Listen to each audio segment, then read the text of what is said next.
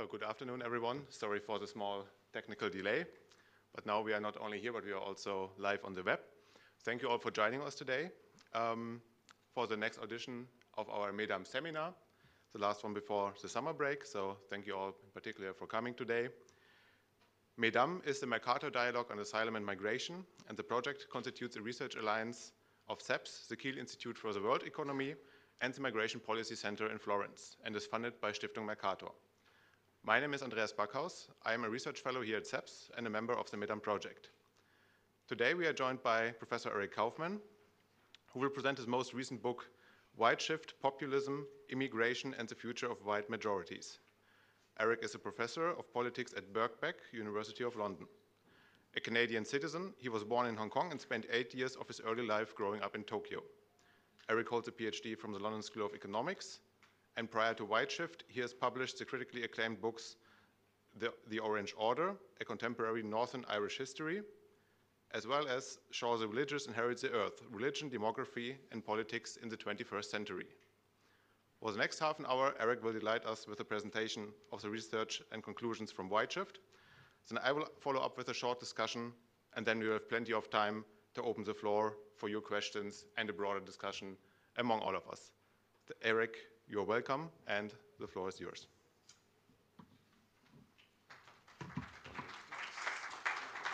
Okay, well, Andreas, thanks so much for inviting me. I'm delighted to be here in Brussels. And today, so I'm going to be speaking about my book, Whiteshift, which is, now many of you are economists and you're involved in policy. So this is a rather larger, it's a big book which covers politics, sociology, demography. And I kind of wanted to bring sort of separate discussions together, discussions over, for example, populist right voting, attitudes to immigration, assimilation, and also ethnic segregation, residential segregation, bring it all together under one rubric. And the rubric really here, Whiteshift, what this refers to, this title, it means two things. Besides an agent wanting me to have a one-word title, the idea is essentially that our politics and societies are being shaped by the decline of white ethnic majorities. And now these groups might refer to themselves by a name such as ethnic Swedes in Sweden or native Dutch in the Netherlands. So there may be different proper names, but essentially what I'm referring to are the largest communities that see themselves as descended from common ancestors. And if we think about the global demographic shifts, that parts of the world are aging and have below replacement fertility.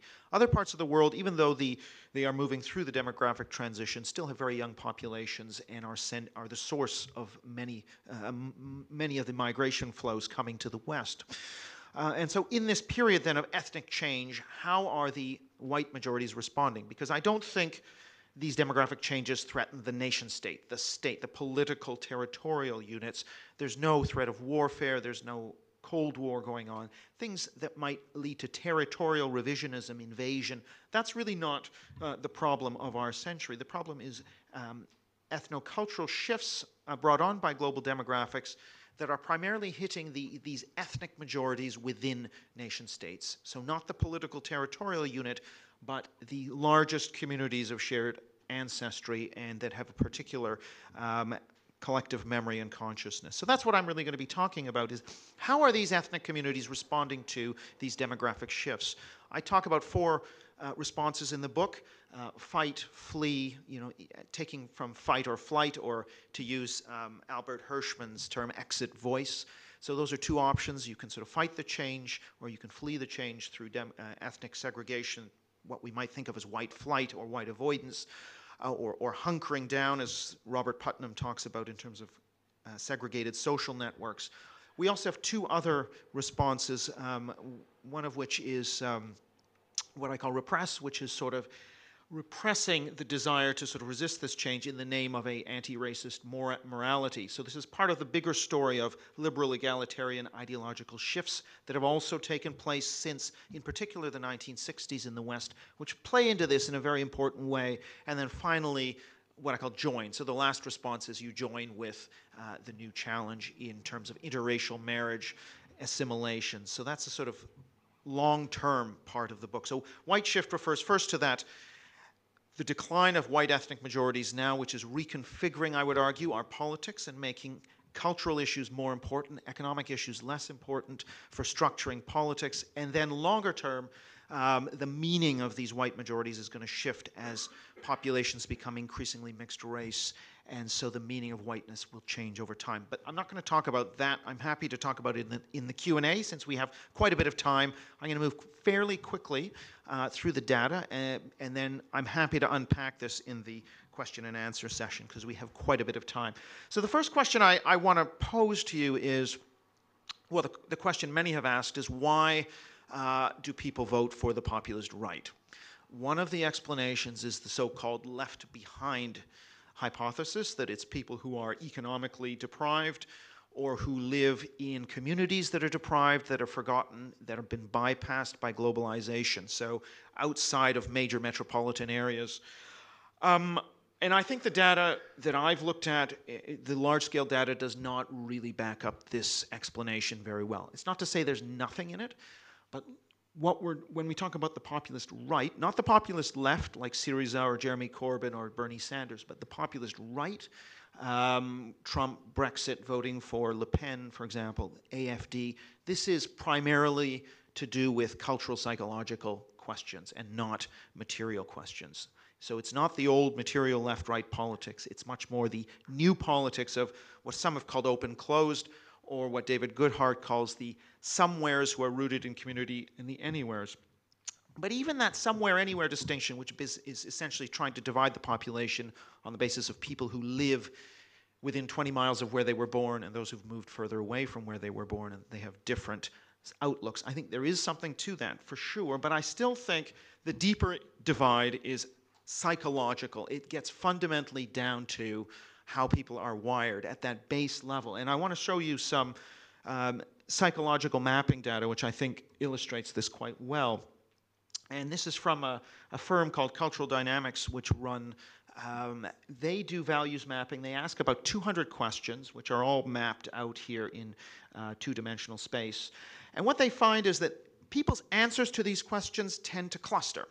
And so this is from 2015, and the question is, feelings towards the UK Independence Party, which was a populist right party in Britain, and which question answers correlate best with support for the UK Independence Party. This section of the values map, which is referred to as the settlers, is the main sort of support base for the UK Independence Party, and it would be the same map if we looked at France and the Front National, or Germany and the AFD. Whereas this part of the map, known as the pioneers, are the coolest towards UKIP. The distinction here really is on values, and these deep values are, according to some psychologists, between a third and a half heritable. So they are deeply rooted, and they don't change a great deal over the life course. And so some people see change as loss, and some people see difference as disorder. Other people see change as opportunity, exciting, etc. This part of the values map would tend to see change as loss, difference as disorder much more. So something like attitudes towards capital punishment, discipline of children, national security, nostalgia, those are all picking up support for the UK Independence Party, whereas something like the Big Five personality trait of openness, high openness, very low support for the UK Independence Party. The point here is that even within, say, university-educated populations, you're going to get settlers. And within rural working-class populations, you're going to get pioneers, people who have that more liberal outlook. So this is actually something that cuts through these social groupings. So this kind of a explanatory framework, I think, is more powerful than looking at class, looking at income, looking at whether you live in a large city or in the countryside. Those are, I think, relatively less important. The local really does not explain this phenomenon. It's much more of a national, individual level phenomenon, and local level differences are not that important, I would argue. And just by way of illustration, if we look at London, which is seen as this very a place that voted to remain in the European Union versus, say, the north of England being a leave, particularly smaller communities in the north of England, actually almost 40% of London voted to leave the EU. And if we take into account the fact that London is 55% non-white British and has a higher share of people with advanced degrees and a higher share of people in their 20s, if we strip all that away and we compare, say, a white working class Londoner to a white working class person anywhere in the rest of England, there's no difference in their propensity to vote leave. So that's actually a bit of an illusion to think that there's something about the economy or society of London that makes people Remainers. Actually, not really. So you have to look, I think, more at these individual level, and also within two-person couple households in England. Roughly 27% of those two-person couple households had a split on the referendum vote, which shows you how individual level this is. So it's a very kind of individual level, and the orientation is national.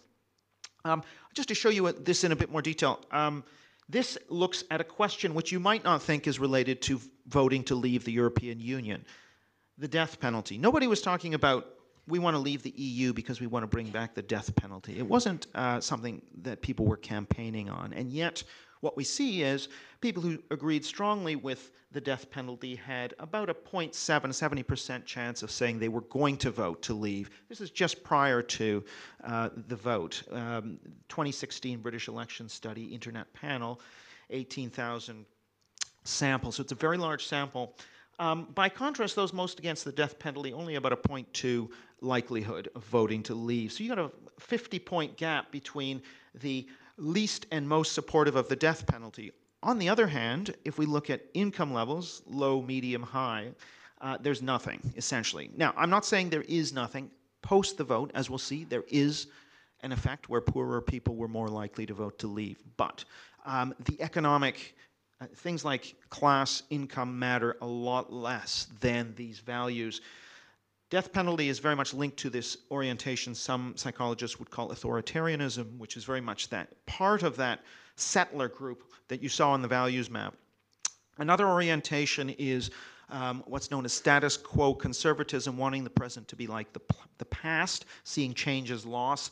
A question that gets at that would be to say, things in my country were better in the past. Agreement with that also tends to be highly predictive of support for the populist right. But even more important than values on this authoritarian dimension or on the status quo conservatism dimension is attitudes to immigration.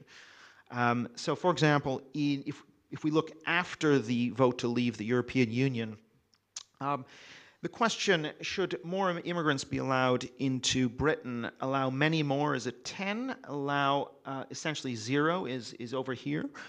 What you can see is if you want essentially no immigration, your chance of voting leave is around 0.8.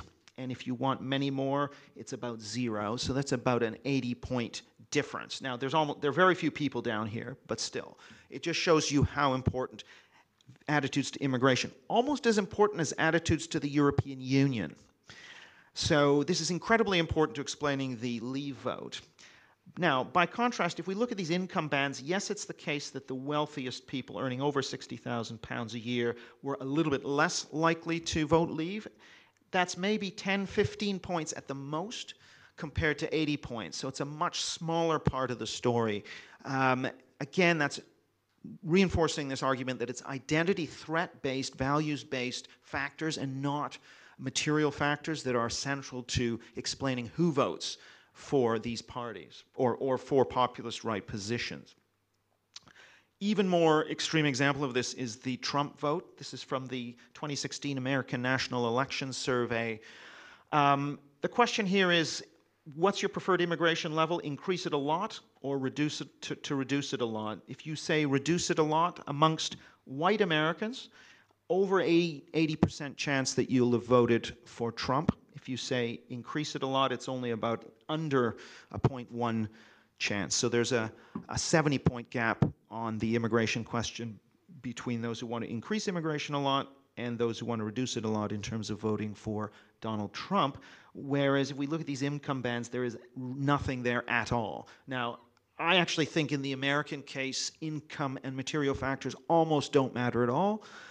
Whereas in the Brexit case, they do matter, but they matter a lot less than these cultural issues around immigration. Now, you might say, well, the reason people are concerned about immigration is also economic. It's not purely a matter of values and culture. And I think there's some evidence for that, but I think actually if you look at predictors of immigration attitudes, the value stuff comes out much, much more than in economics. And again, here we can look at the correlation between, or the predicted probabilities based on views of death penalty and attitudes to immigration. So if you strongly agree with the death penalty, you essentially are at almost the most restrictive part of the scale on attitudes to immigration. If you strongly disagree with the death penalty, you're happy with current levels. This is a 10-point scale. So behind the immigration attitudes lies values. It's essentially your psychological values on the values map, the settler group. If you're in the settler group as opposed to the pioneer group, you're far, far more likely to vote populist right, regardless of income. And that sort of those deep authoritarian conservative values then inform your immigration opinion. So there's a very strong link from the values to immigration attitudes, which then has a very strong link to populist right support. Now, the question we still may want to ask is, well, if this is the case, why is it only now that we're seeing a surge in populist right voting? And here I think I would bring in the question of what's been happening to numbers of migrants. So even though we know that people get the number of migrants in a population wrong by an order of 2 to 3. So it's not the case that people are able to accurately assess the proportion of migrants at any given point in time. But when we look at change over time, people's assessments seem to be more linked to numbers. And so this is from, again, Britain, where there's an Ipsos Mori, which is a major polling company, asks a question, what are the most important issues facing the country? And we have the numbers saying immigration essentially in this series, this index. Against that, we have the net migration figures, which is essentially a measure of immigration into Britain. If we go back to 1984, it's running at sort of between 0 and 50,000. This is this net migration. Britain had the lowest immigration in Western Europe for many years. Not many years, but say between 1970 and the mid-1990s. Starting with the Blair government in 1997, the net migration rises from about 50,000 up to 150, up to 250, and then under the Cameron Conservative government up to 330,000 at the peak. As that migration number is rising, we see this a larger share of people saying immigration is the #1 issue facing Britain. So there's a connection. Now, there's also a rising number of media stories, by the way, which is the LexisNexis News Stories series. These series are moving together. So we're seeing a rise in migration numbers and a rise in the share of people saying immigration is my most important issue. Important point here. Rising migration doesn't make many people shift from saying, I want immigration to stay the same to I want it to be reduced. So immigration attitudes are not what change. They actually change relatively little, if at all. But within typically the majority of the population that wants lower numbers, instead of immigration being their #5 issue after healthcare and the economy, it rises up to be their #1 or 2 issue. And that's the big shift, the rise in salience within the chunk of the population that already wants lower numbers. And that's connected to migration levels. Okay, so let's look at another example, which is arrivals of irregular migrants to the Spanish coast between 2001 and 2014. And again, the number of people saying that immigration is a top 3 concern for Spain. Again, you see this relationship between the numbers arriving and the numbers who say this is a top 3 concern. So there is a relationship between actual numbers and immigration salience, right? So that's the only relationship I'm trying to establish first. We can see this at the EU-wide level as well. So this is from the Eurostat figures looking at non-EU citizens migrating in, and it starts to rise in 2013 and then in 2014, and it hits a peak with a migrant crisis in 2015 before declining again in 2016-17. If we then move over to the Eurobarometer question on the most important issue facing the European Union, the same question is asked, by the way, the most important issue facing the country, and we get a very similar pattern. The rise begins in 2013, picks up in 2014 to a peak in 2015, and then goes down. It's following that, the trajectory of the numbers. And actually, if we think about a sort of natural experiment where we have the 2007-8 economic crisis, and we compare that to the 2015 migrant crisis, and we say which of these affected immigration attitudes, but particularly populist rights support.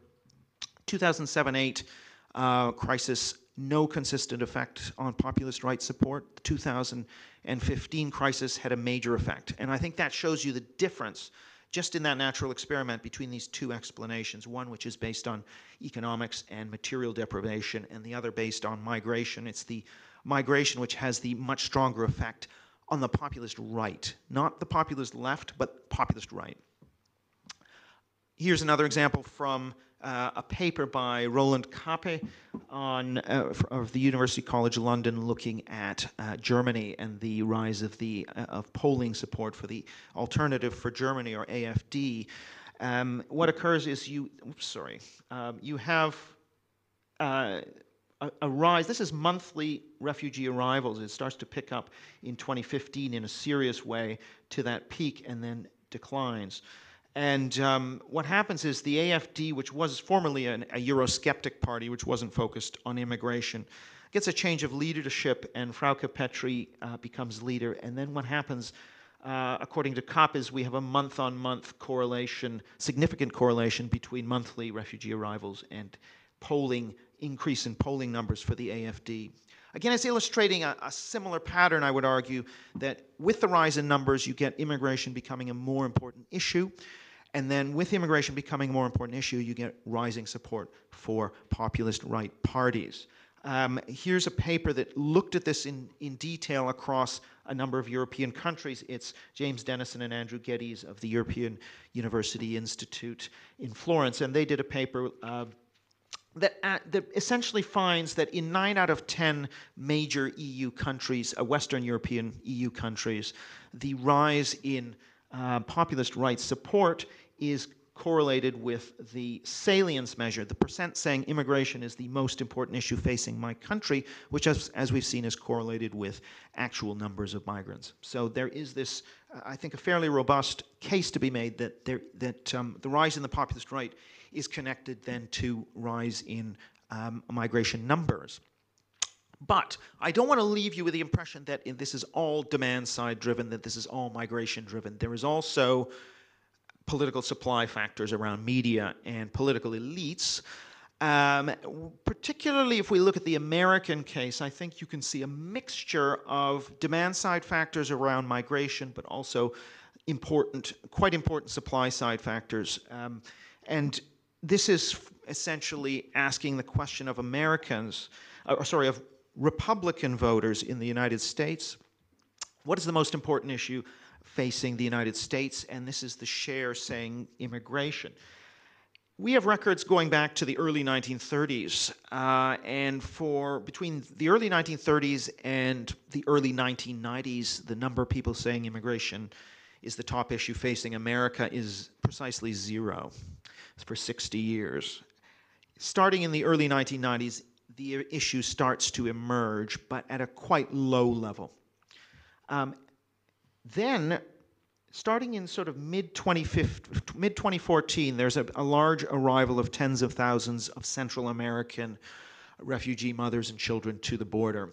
At that time, we get a spike in the number of Americans saying immigration is the top issue. Now, we'd seen a spike in 2006-07 as well, but what's unique about this new spike is that the proportion of Republican voters saying immigration is the most important issue remains steady. It doesn't drop back down like it did previously, but it remains solidly at 10% or higher, generally, through mid-2014, through the Republican primaries, when Donald Trump was running, and then the election.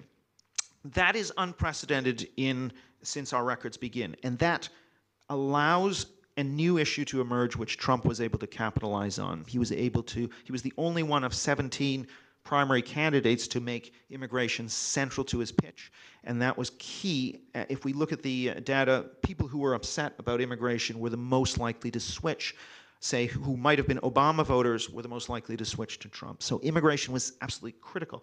But this graph also shows that demand side is not the whole story, because since late 2017, we've seen a rise in the share of Republicans saying, a substantial rise in the share of Republicans saying immigration is the most important issue. This is because of a couple of things. One is queuing from Donald Trump and the new Republican Party.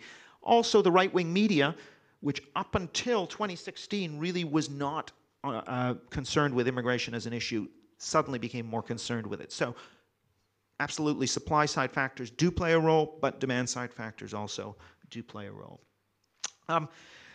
One of the responses that we see in that I posit that we see is this issue of well, I sort of have these four responses of ethnic majorities to demographic shifts. One is to resist those shifts, to sort of fight them.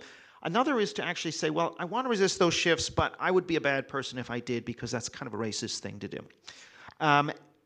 What's interesting is only part of the population has that response, that sort of moral, anti-racist moralism response. Part of the population actually reacts against that. And this is the origin, I think, of the kind of polarization that we're seeing in US politics, and to some extent even in Europe as well. What happens with a sort of progressive anti-racist moralism is it helps to keep the lid first on the politics of anti-immigration and populist rights support. However, a problem arises because what this means is that the definition of racism expands to include discussions of immigration levels. And in countries such as the United States, Germany, and Sweden, just to take a few examples, Britain much less so, but in places like Sweden and Germany, so in Sweden in 2013, the interior minister wanted to have a discussion over migration levels, was attacked in the media and by other politicians as racist effectively. This sort of silenced that discussion, but what that means is nobody's having that discussion, and that opens up an opportunity, a market opportunity for a new political entrepreneur, which is the populist right party. An analogy I give is if you are in a communist society and the department store is only supplying one brand of pants, then the black market will pop up to supply the other types of pants. And in this case, there was only one set of policies on immigration levels being supplied by the mainstream parties. So somebody else is going to pop up who's going to be the political black marketeer, which will be a Trump or a political or a populist right party to supply what the market is seeking. Now, of course, you don't always want, as a mainstream party, to supply what the market is seeking. So I always use the example of George Wallace in 1968, who ran on a segregationist platform, and the main parties were correct to isolate him. But on an issue such as migration levels, I don't think it has the same implications. It's not really about denying civil rights and equality to individuals, and so it should have been handled by the main parties. Well, what happens is the populist right moves in, has a market opportunity, and so, for example, in Sweden, the Sweden Democrats in 2014 come in on 12.5% and reach as high as 25% in the polls, which I don't think would have happened if the mainstream parties had got hold of this issue. And what's happened since, of course, is mainstream parties have moved onto that territory to get the voters back from the populist right. And we've seen that in a whole host of places. Theresa May in Britain, Mark Rutte in the Netherlands, Sebastian Kurz in Austria, and recently the Social Democrats in Denmark as well. But then there is a second issue, which I think is only present in the United States, and that is a sort of direct blowback, a direct response to what is seen as a sort of excessive anti-racist moralism, this political correctness. And Donald Trump was able to effectively weaponize that. There have been a number of quite interesting experiments, one of which, this is just an example. I've only got 5 minutes, so I'll try and move it along. But you might take a couple of hundred people in a sample. One group reads this paragraph, one group reads nothing, and we look at the difference in their assessment of Donald Trump, the candidate. The group that read this paragraph saying, "We would like your opinion on social norms. It's important that we refrain from saying negative things deemed as politically correct to say. Better to have rules that constrain us from anything that might sound too negative or offensive to members of particular groups." People who read that paragraph became significantly more supportive of Donald Trump. And so in the survey of people, the people who didn't see any paragraph, Hillary Clinton had a very clear advantage over Trump. Those who read the paragraph, Trump pulls almost even with Clinton. In the American National Election Study, next to attitudes towards immigration, hostility to political correctness is the second most important predictor. White identification is third. But so that hostility to political correctness was weaponized very effectively by Trump in the primaries. So this is covering the primaries when people were saying, should I vote for Trump as the Republican leader or Ted Cruz or one of the other, John Kasich or one of the other candidates? Very important, because once Trump became leader of the Republican Party, he could marshal all of the forces of the Republican Party behind him.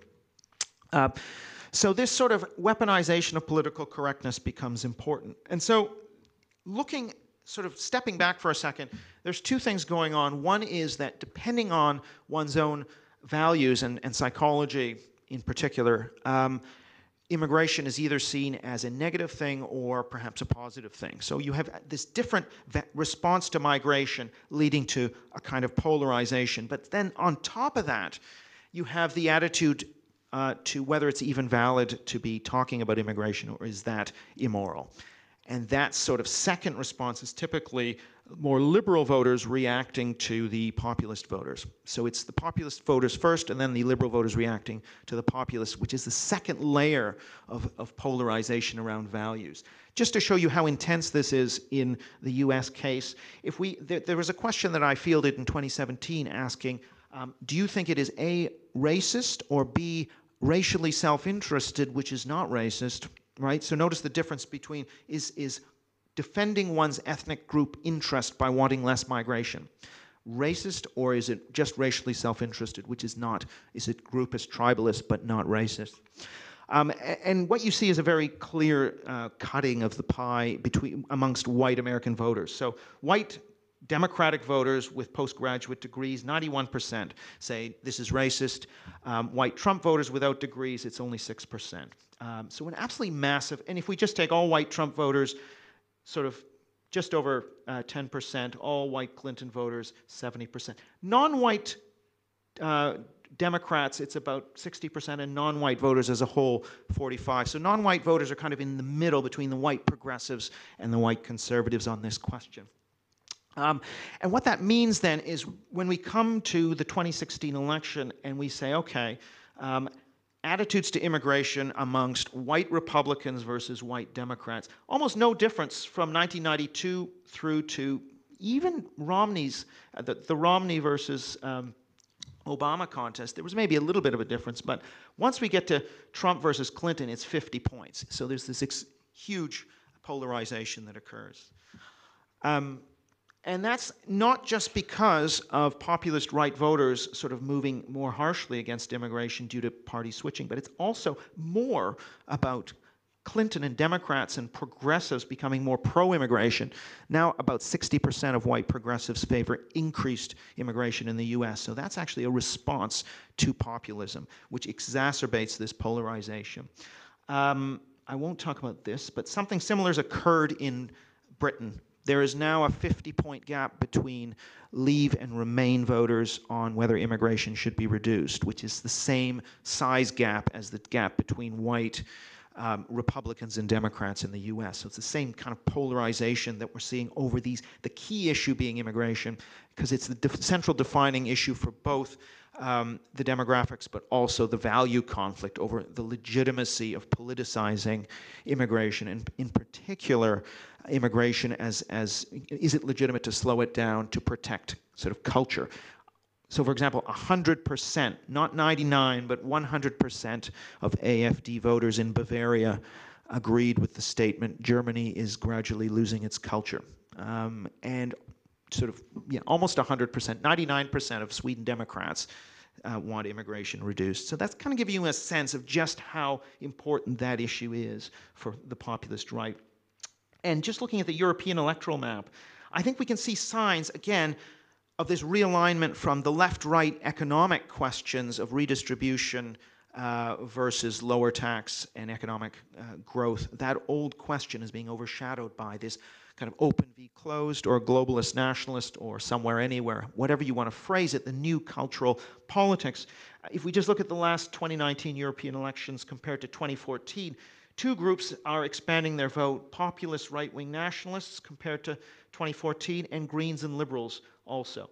So the Greens and Liberal votes, you could argue, are representing that more open kind of liberal cultural value space, and then the the right-wing nationalists and populists is that more conservative ethnocultural value space. Or in Britain, the surge in the Brexit Party and the surge in the Liberal Democrats, both of whom I think have this more sort of cultural approach in terms of the kinds of people they're appealing to. It's not so much based on class and income, it's much more based on values. And so that value split is playing a much bigger role in politics. Okay. I just want to say, I've only got a couple minutes. Okay. I'm going to try to be quick on solutions here, policy solutions. I can expand upon this in the Q&A. The first thing I want to say is very important how immigration and national identity is framed by political elites. That if you say that the country is changing and immigration is transforming things, everything's different, diversity is great, that message goes down really badly with conservative voters. What actually, and in fact, one of the things we know, again, people overestimate the share of immigrants, ethnic minorities, by a factor of 2, 3, or more. The goal should probably be to try and dampen down some of the wilder claims. And so one of the ways I would suggest doing this is to have a different message for conservative voters from liberal voters. Liberal voters, you can go in with diversity change. That's a winner. When it comes to conservative voters, you want to be talking about how immigration is coming in, but as in the past, it's simply kind of melting in. There's not going to be that much change. The nation is going to be remaining more or less as it always has been. It's a bit like if you look at the river. Yeah, it's always new water in the river, so it's always changing, but at the same time, it also remains the same. And you want to say to one set of voters, things are remaining the same. To another set of voters, things are always changing. You can't. If you have to work with the grain, I think, of the psychological values of each group. So it's a different message for different groups. And actually, it's not contradictory because you can always say both are true, because they are both true. They're just different ways of looking at the same picture. On immigration, again, what I favor is an accommodation between liberal and conservative groups, that hopefully we can discuss this rationally. We should be able to discuss the immigration rates like tax rates. We shouldn't be talking about globalist traitors versus racist xenophobes. It shouldn't be moralized in such a way that these groups are pitted against each other in a sort of black and white way. Rather, it's not open versus closed, it's slower versus faster. It's shades of gray. So we need to move back to discussing immigration in that more reasonable way about levels. And it may be that people favor a lower level than is economically optimal. I think that needs to be, in a democracy, that needs to be accepted. If migration is low for a while, people realize actually there are economic costs to this, then that case hopefully will be made, and then people can say, okay, now we would actually it's okay to have higher numbers again. Perhaps temporary migration programs or temporary refugee facilities are a way of also approaching this, because those sorts of temporary programs don't have the same implications for citizenship and belonging, and because they don't impact citizenship and belonging, they're less likely to lead to opposition, I would argue. Last slide, absolutely, is that similarly, when we talk about, we need to first of all have a future for ethnic majorities. The story that we tell about these declining majorities cannot just be, you're declining, you're the bad old past, and you're being replaced by wonderful multicultural diversity. That is going to go down very badly with conservative voters. The story that I'm sort of more partial to is to say the ethnic majority has a future through interracial marriage and through assimilation. Voluntary assimilation. It will maintain its memories, traditions, myths of ancestry, etc. So it does have a future, and I think that's important to reassure conservative voters. When it comes to national identity, I think there has to be an acceptance that not everyone is going to identify the same way to the nation. Some people want to identify with the landscape, history, even with their many generations' ancestry on the land. That's okay. Other people want to identify with multiculturalism, diversity. That also is okay. People have different ways of imagining the nation. We know in England, for example, that ethnic minorities are much less likely to identify with the English landscape and history as part of their Englishness. Leavers are less likely to identify with England's diverse cultural life than Remainers. So we need to allow people to have flexibility. So it's a menu approach, not a hymn sheet approach to national identity, not a one-size-fits-all republicanism, British values, etc. This is the nation. No, it's got to be more flexible than that. And politicians should be able to reference both that more conservative sense of nationhood and the more liberal sense, depending on the audience. If ever challenged on it, the response is, well, there are many ways to be British, French, etc. It's not one way to be British. Okay, I'm going to just stop there.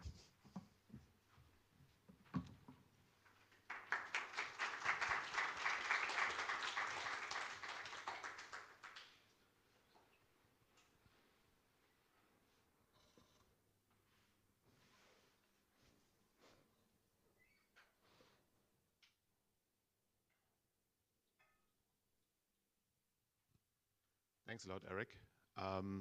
Before we open the floor, just some brief notes from me.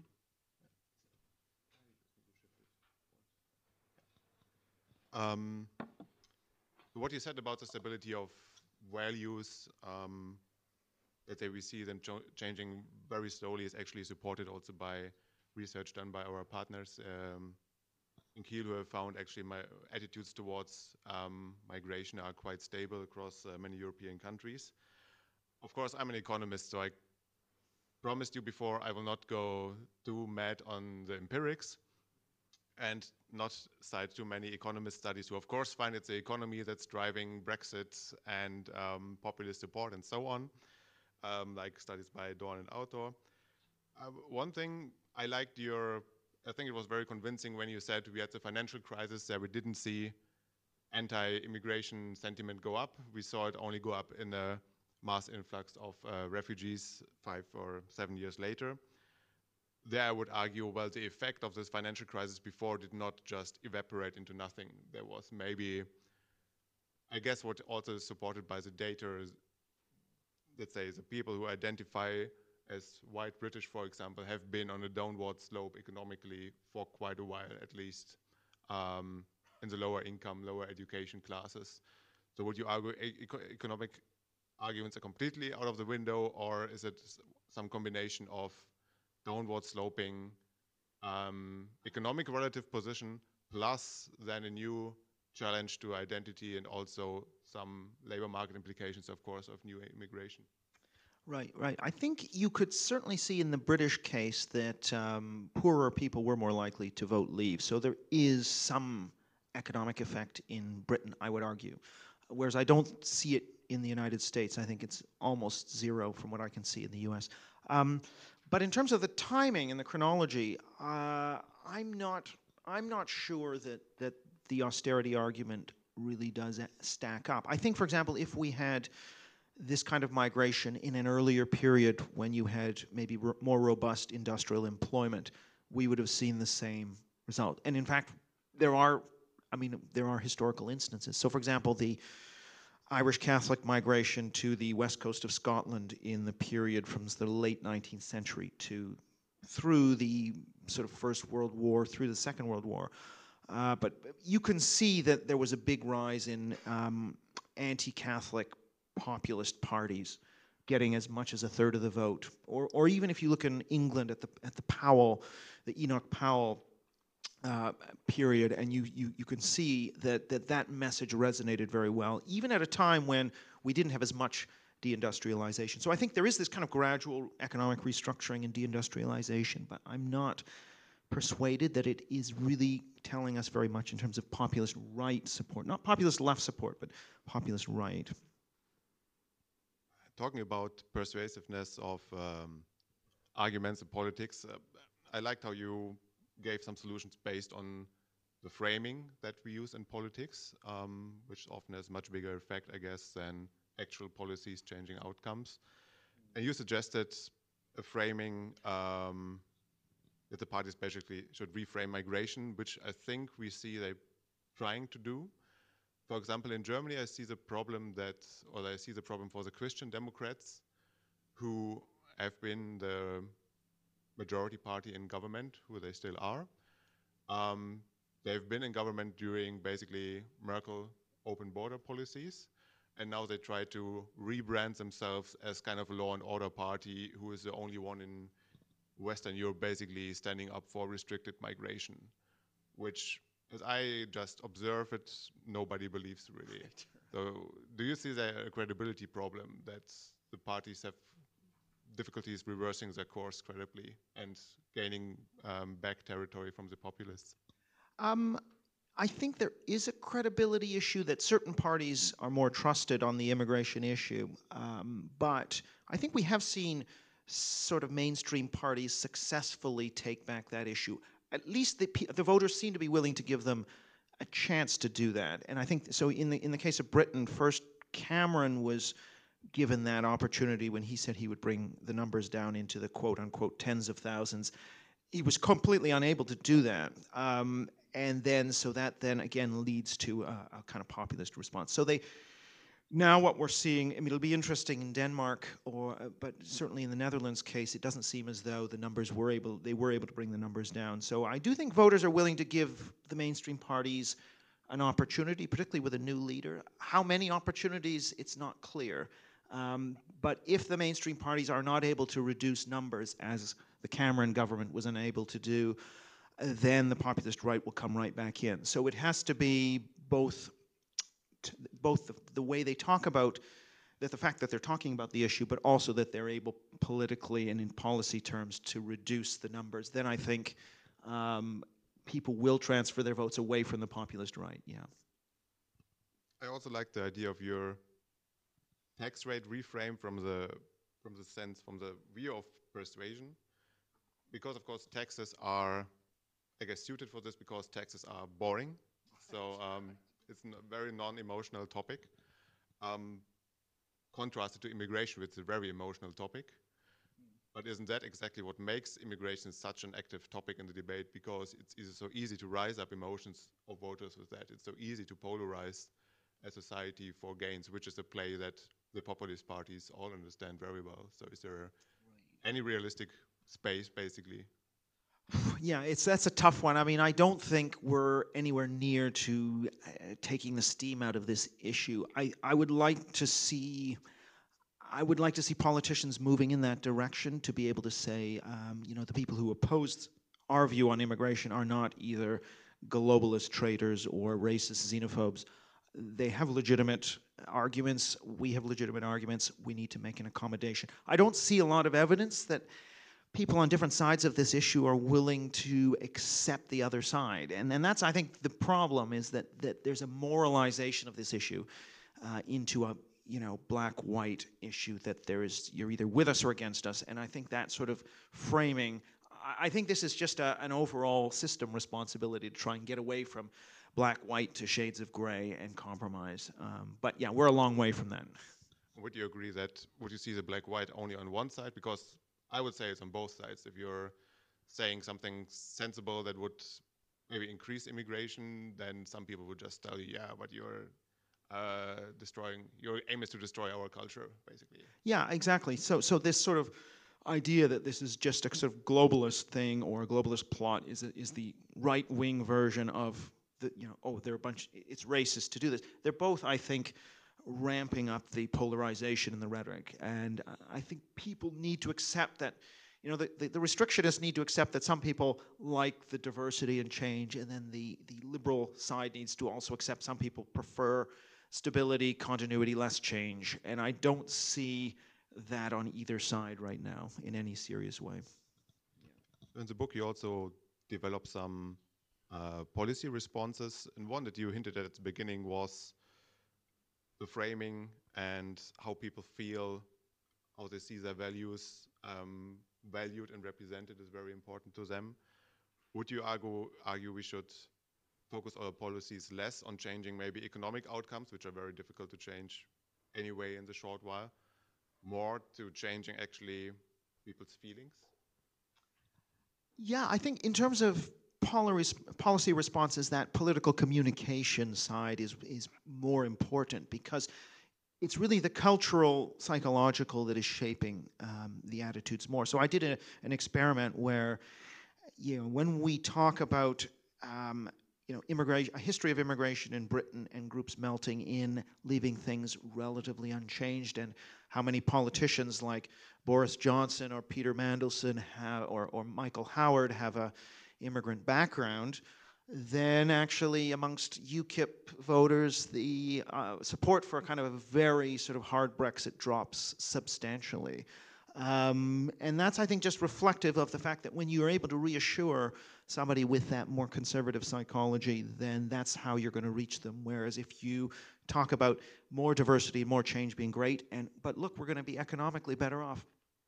Actually, we find most Leave voters are willing to take economic pain, actually, up to 5% of their income to lower migration. And so the economic argument, I don't think, is going to cut that much ice. It will, for example, Remain voters who want less immigration, if there's an economic cost, they're not willing to pay it, so they'd rather have higher immigration if it's got an economic benefit. But for the Leave voter, that's not the case. Last topic I want to touch from our dialogue is you also develop some answers to asylum and refugee policies in your book. Could you briefly elaborate on? Yeah. So I think it's very important to, with this question, to have a clear line between refuge, safety, receiving medical help, education, even perhaps working, and permanent settlement. And I think the blurring of that line between refuge, giving people a safe place to be, and getting permanent citizenship or settlement is causing a lot of problems because the sort of host populations are unwilling to grant settlement to refugees in large numbers. And I think we've seen that very clearly in Europe. We're seeing it in the US right now. But they, I think, would be more willing to grant, so would be more willing to pay money, for example, to have secure facilities for people to flee to. That, I think, that would be more acceptable, and also to countries such as Japan and in the Middle East that are much, or places like Saudi Arabia that are not willing to take any migrants. They might be more willing to do so if it just meant offering safety and a refuge. So I guess I do think it depends what happens. I mean, if we've got about 60 million refugees in the world, and of course we have many people who are claiming refugee status, so people from Central America who may have gang problems and may have poverty problems are coming into the United States. I think it's different with the Syrians. That's more of a genuine refugee issue. But the numbers that will come, if you have a kind of open policy where you can come in and then melt or disappear and never be deported, I think the potential numbers are extremely large. So there's going to have to be some kind of a settlement on this issue. And I think that line between refuge and permanent settlement should be the line that we maintain in policy. Okay, I think that's a good point now to start our open floor discussion. If you just drop, you will be handed the microphone. Please introduce yourself briefly and, importantly, make sure the microphone is switched on and talk straight into it so that the people on the YouTube can also hear you. Thanks. Thank you very much. My name is Mark Benting. I work for Around Europe here in Brussels. I have two very brief questions. As we move towards ethnically mixed society or societies, do you think the Latin American countries could provide somehow a model for managing these mixed societies? I'm thinking of Brazil in particular. The Brazils have always struck me as fairly relaxed about, races, etc. My second question is, you ruled out, at least for the time being, a correlation between the issues which you discussed and territorial issues. However, as we move towards ethnically mixed societies, could you see a correlation nonetheless arising between, mixed societies on the one hand, and security and foreign policy issues on the other hand? These are my questions. Thank you. Right. Interesting. I'll have to ponder that second one. But yeah, Latin Americanization of race is something that's been talked about now with increasing diversity in Western countries. And I think you're right in one sense that we know that, say, in England and Wales, one of the things I didn't talk about in the book was the projection is that it's roughly going to be, it's 2% mixed race now, 7% by 2050. Still pretty small, 7%, but then up to 30% by the end of the century, and then 75% 2150. So, and granted, that's a long-term projection, but demography being the most certain of the social science, or the most predictable of the social sciences. So we are moving in that direction of large-scale mixed-race societies. I guess the problem with the Latin American model is the race stratification, so that the elites tend to be lighter-skinned than the poorest people, right? So you want to avoid that race stratification. And I think there are some models, you can look at, small groups like the Hawaiians or the American Indians, where there is racial variation, or for example, Central Asians, you have the Turkmen, some of them look more East Asian, some of them more Caucasian. That doesn't seem to structure status within the group. So I think that would be, but yes, mixing, but not necessarily the racial stratification that we see in Latin America. So I do think these ethnic majorities will become more racially mixed, but I think that hopefully they won't have that Latin American stratification. Second point, in terms of territory, yeah, there may be foreign policy effects if there isn't large-scale assimilation, for example, and you do have substantial diaspora communities. I mean, we know that diasporas like the Cubans in the U.S. or the Israel lobby, or you have the Tamils. You have all kinds of groups that then can play a role in their home countries, or can lobby the U.S. case, let's say, and try and set the course of American policy towards Cuba, for example, has been affected by the Cuban diaspora. And so the question is how assimilated these groups become. The more assimilated they are, the less effect they're going to have on foreign policy. So one of the questions, say, would be Muslims overtaking Jews in the U.S. in the 2020s as a share of the total. How much will that affect U.S. policy towards Israel? I mean, I think the issue in the U.S. case is that the Muslim population is multi-ethnic, so it doesn't have the same unity as the Jewish population on those questions. But yeah, I think there are all kinds of foreign policy effects. It's not clear. It'll depend on how assimilated these groups become. If they aren't that assimilated, if they become large, they will have more effect on policy. Yeah. Just a note on that. Elizabeth Warren just made an interesting turn on that matter, because she was known to be a pro-Israel Democrat. And yesterday she made a very anti-Israel statement, so maybe someone in her campaign team gave her some updated demographics. Right.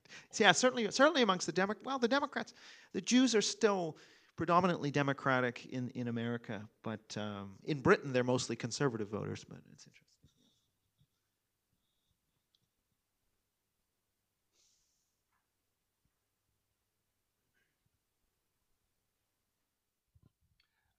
Hello, Jamie Patel. I have a lot to ask, actually, so I was wondering if I could split it up, otherwise this could get pretty unwieldy. On the data that you presented, I think one of the key things that jumped out at me, being a British citizen, is the way in which you equate, especially given the title of your book, you equate the immigration into America, the refugee crisis into Europe, and the immigration into the UK. Because the immigration into the UK, the one that caused that rise in media stories, was not ethnically different. So, can you sort of delve into that a little bit more, because that kind of undermines a lot of what the rest you're saying. I think also linked to that, a lot of the concerns that we're seeing, a lot of the populists that are being elected in continental Europe are based in countries where there isn't very much immigration. Famous examples being Hungary and Poland, where actually there's not a lot of migration, well, at least not from non-European countries. So how does that fit in with the models that you're showing up?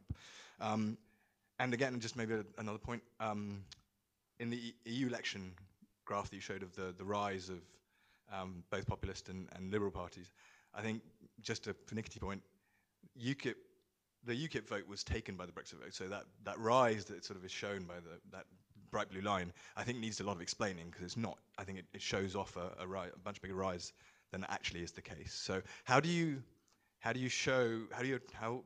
these three different situations, plus the fact that populism is rising in countries where there is no real immigration threat, or at least immigration actually, full stop, sort of chime with what you've been saying in your presentation?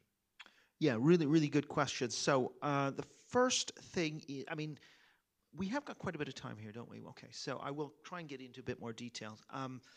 The first thing to say is the British data, the Ipsos Mori series, you're right that post-2004, the EU accession countries, Poland in particular, there was a lot larger numbers than were predicted, and that no question that plays into the rising profile of immigration. But it was only part of the story. So the non-EU inflow was higher than the EU inflow all the way from the late 90s to 2016. It's only as we get into 2016 that the EU inflow overtakes the non-EU. So both of them are important, even though I agree with you, the way the story is often framed is it's about EU immigration, but actually the concern was already pretty substantial pre-2004, and it's both of these things that are, I think, playing a role. And don't forget, a Pole is ethnically different from a white Briton, even though they may look, they are the same in terms of a physical appearance, but in terms of language, in terms of myths of origin and consciousness, it's substantially different. So they're both an injection of difference, let's say. So even if you're in Boston, it's mainly East Europeans, but that's still a major difference on your high street. And so, Boston was a major leave voting area. The second point I think that you made, yes, so Central Europe, Poland, Hungary, what's going on in these countries that are ethnically pretty homogenous, limited immigration? So the question, I think, first of all, that you can see there's a different dynamic in East and West. So what I'm talking about is the West. Now, in the East, what's going on? The first thing we can say is that it's the sort of ex-communist countries that are inside the EU that vote for populist right parties, not the ex-communist societies that are outside the EU, like Ukraine, Serbia, etc. So why is it the countries inside the EU and not outside the EU? And the way this is sort of framed is if we don't sort of man the barricades, we're going to wind up like them, like Germany, like Austria, etc. So it's in reference to what's happening in other Western European countries, and this is being foisted upon us. We're going to have to become like them, and we cherish our ethnic homogeneity. The other issue is to do with the historical baggage in these countries around essentially being pushed around by whether it be Soviet Union or Austro-Hungarian Empire, or so this memory of kind of. So I think there are some other dynamics in the East. You can see it in Germany, which is really interesting, that voting for the AfD in West Germany is tied very much to immigration numbers. Voting for the AfD in East Germany is not, actually. So you can see the legacy, I guess, of that Iron Curtain even in AfD voting in Germany. So I would stick with the premise that in the West, this is a sort of immigration-related thing. Now, the other point to make, however, is it's not just the white ethnic majorities. So we have to sort of explain things like the quite significant minority Leave vote and the minority Trump vote. And there is a sort of second part to the book where I talk about national identity. So this is not identity with a community of ancestry, but identity with the territorial political nation state. Part of people's national identity is for some people, is the ethnic composition of the nation that they know, the country that they know. So it can have minorities, yes, but maybe they are used to the country having a particular mix of groups. And so somebody who is, say, Latino may be used to the United States being white majority with minorities of African Americans, Latinos, and they may actually be attached to that configuration. And so we see immigration is a key concern amongst Latino Trump voters. It's a key concern amongst Leave voters in the United Kingdom. And minority Leave voters. So it's minorities who are attached to the country as they know it or as they knew it growing up, who are responding to a sudden change in their country's composition. So it's not just white voters, it's also minority voters who have a particular type of national identity in which the country that they know, however that's constituted, they see it as changing in a way they don't like. So I think I answered. What was there anything else I? Yeah. Well, this is a second set of. All right. What surprised me is this idea that we should be trying to cater to these deeply held psychological prejudices instead of trying to address them, especially given that a lot of these populists' votes were gained through lying, whether it's the Trump campaign or the Brexit campaign, or the various statements that are made by the Hungarian and Polish governments. So why should we try and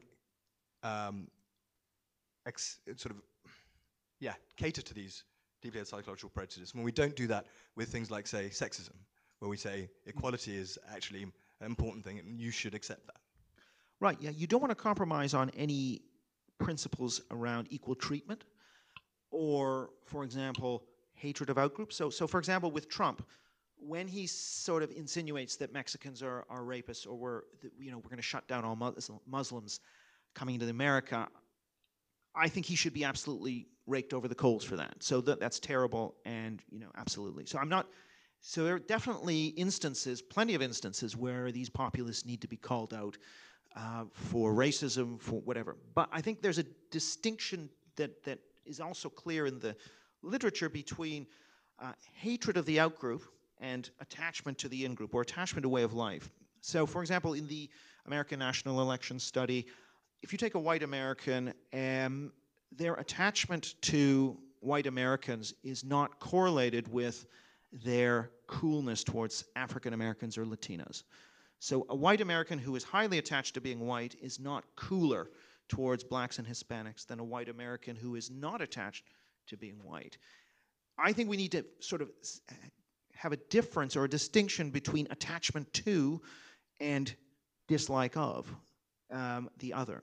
So dislike of the other, no tolerance for it, absolutely. But attachment to one's own group, attachment to one's own way of life, that is, I think, a legitimate thing. It's not the same as saying we're not going to grant equality or we're going to hate or fear an outgroup. It's an attachment like a minority being attached to their ethnicity, like an African American being attached to Harlem as an African American majority neighborhood. It's a similar sort of sentiment. So we have to, I think, find a way of respecting conservative attachment to. It's similar to attachment to a historic building or a natural landscape, or so it's that set of attachments.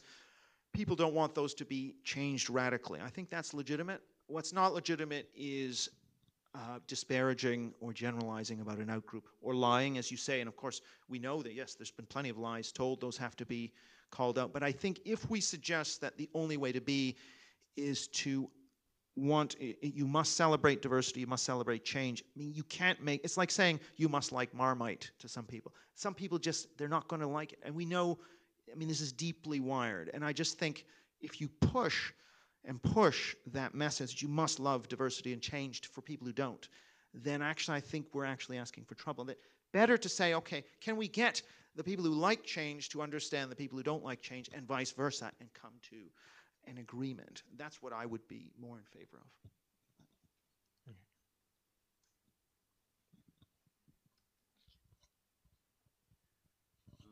Yes, I wanted to come back to the Central Eastern Europe because I would like to test another hypothesis with you, because you say that you are not convinced that migration might be a driving factor for high vote for the populists.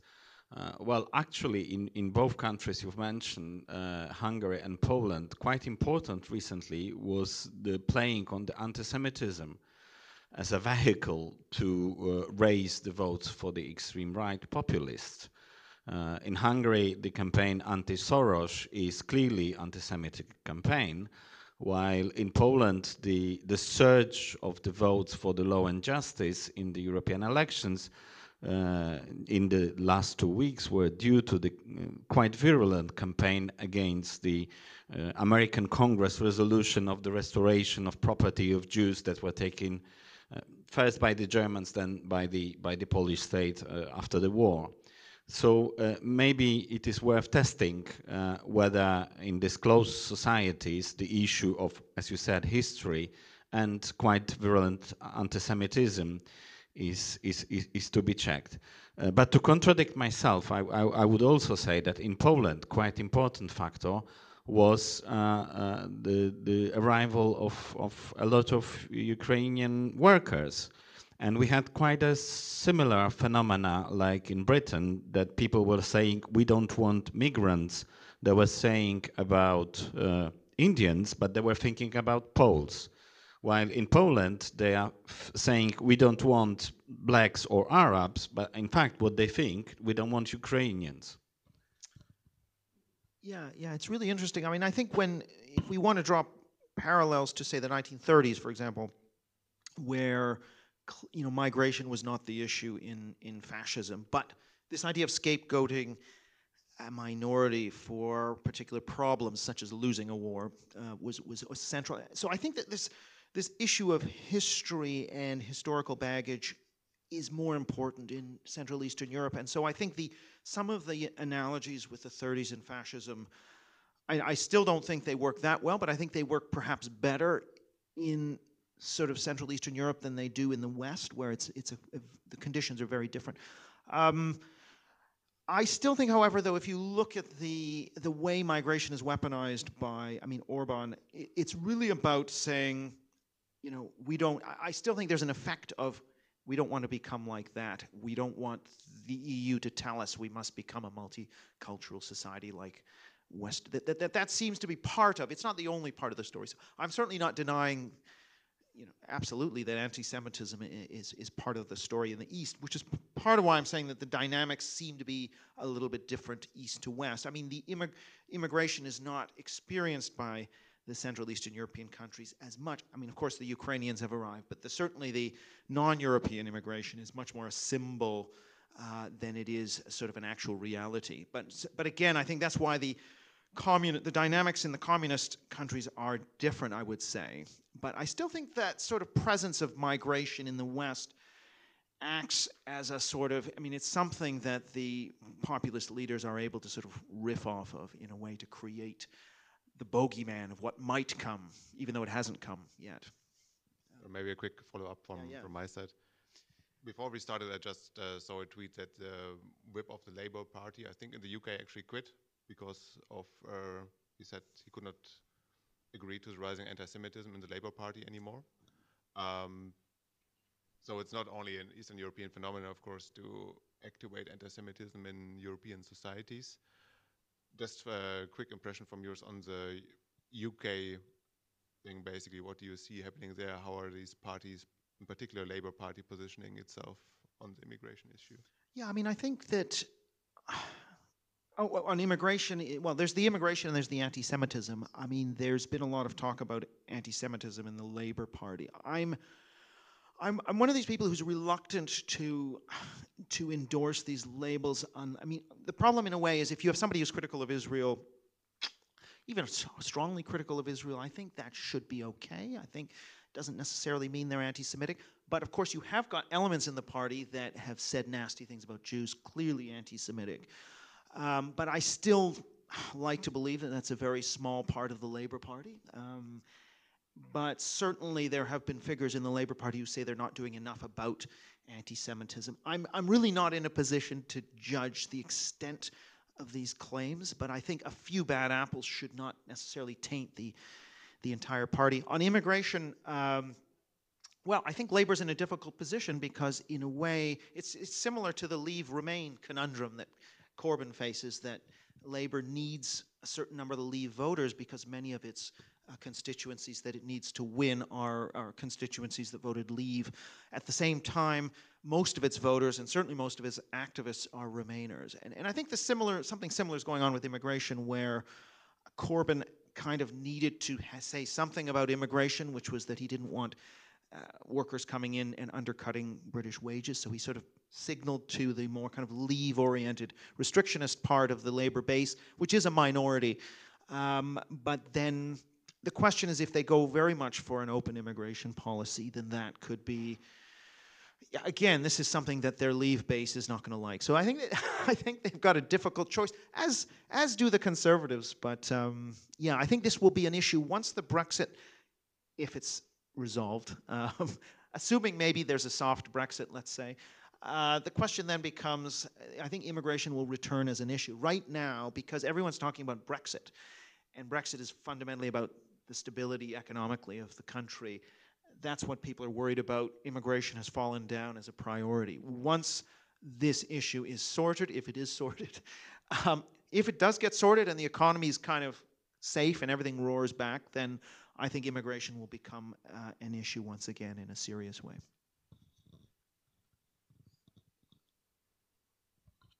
Thank you. Hi, Terry Beswick from the Quaker Council for European Affairs. I guess it's an observation that so much of the research, I mean, it's clearly written for a white majority audience. And that I just find it interesting that there's less research on ideas about belonging and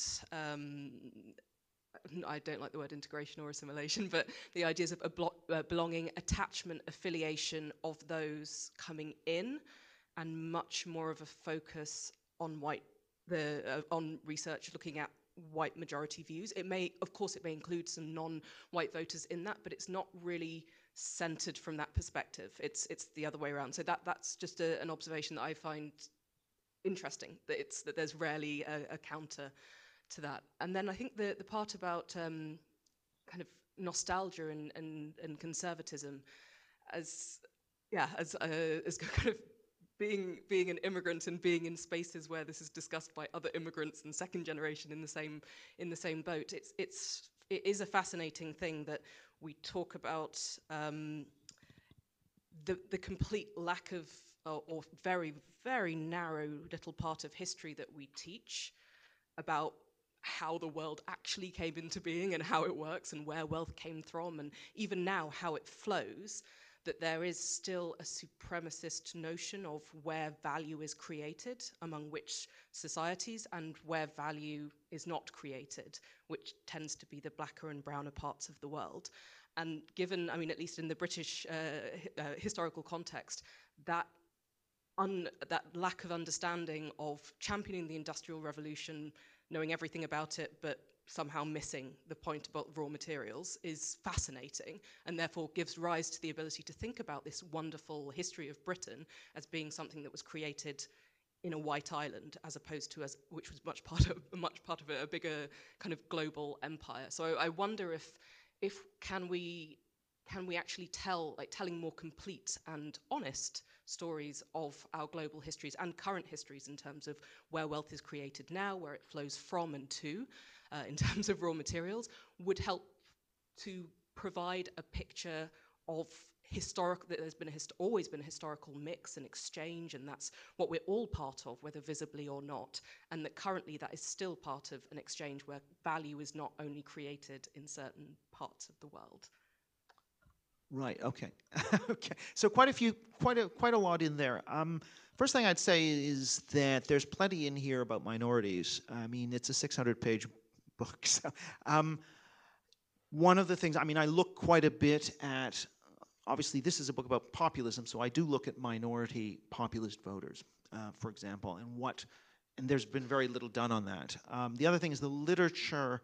You know, there's very little literature focusing specifically or explicitly on ethnic majorities. So that is, you know, you can't write about everything, and this is particularly, I think, apposite because of the rise of the populist right, which is something that this book's about as well.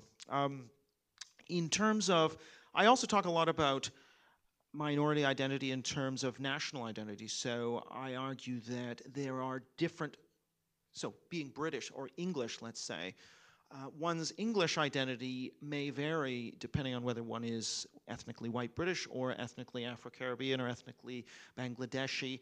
And one of the things that I'm arguing for in the book is that if we think of national identity as a menu rather than a hymn sheet, then somebody from a, say, Afro-Caribbean background might identify with different symbols, different aspects of British life as part of their national identity, and that's fine. Somebody else who's got multi-generations on the land in Cumbria will have a very different, maybe they're more attached to landscape, etc. That's also fine.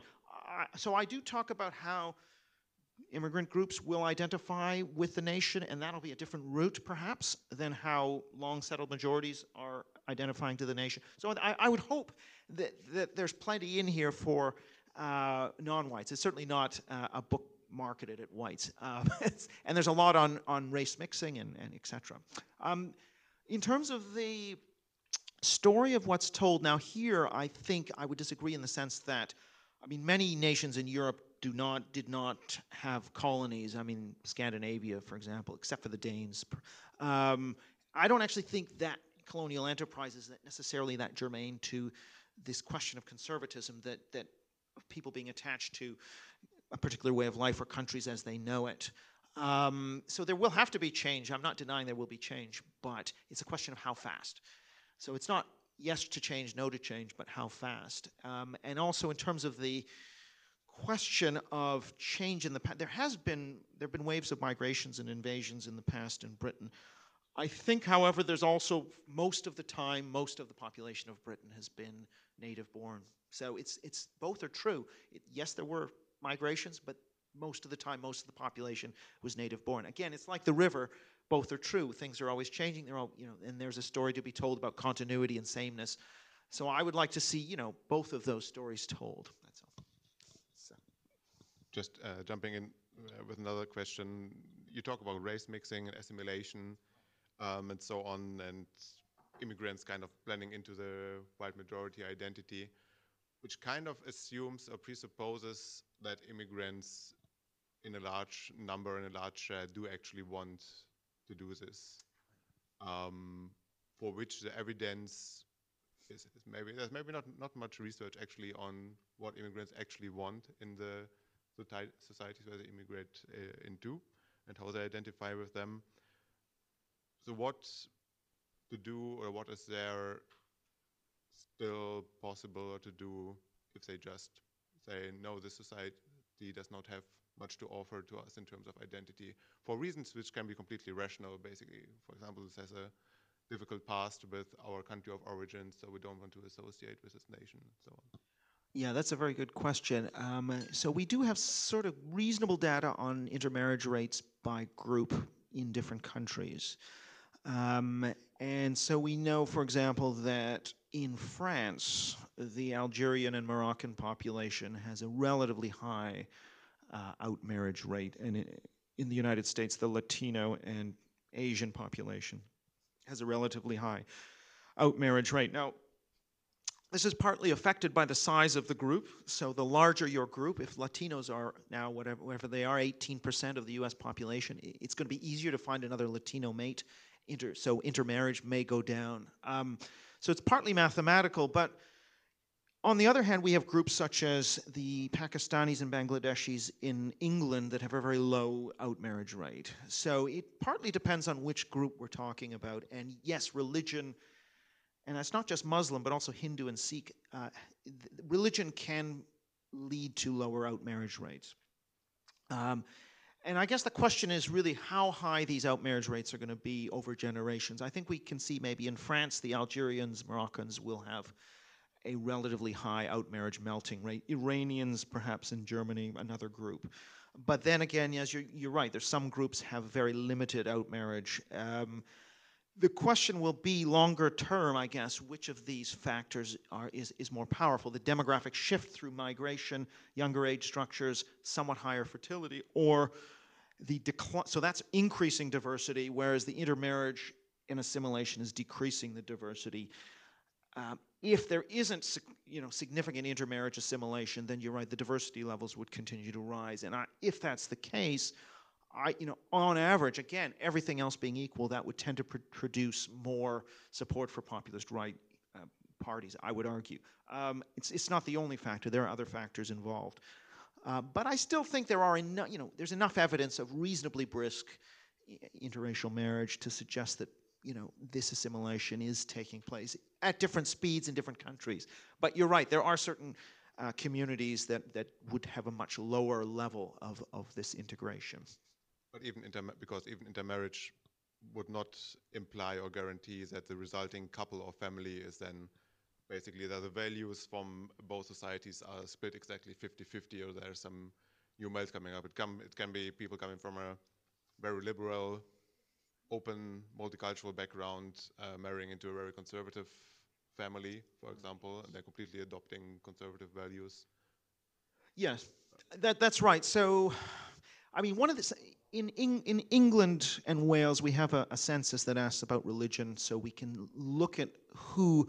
For example, if we take Islam and we say who moved from Islam, saying they were Muslim in 2001 to saying they had no religion in 2011, this is predominantly people, I mean, people who have a mixed ethnic background, half Bangladeshi, half white British. That's the kind of person that tends to move, is much more likely to move towards non-religion. So I do think there's a link between intermarriage and secularization. We see that in France as well.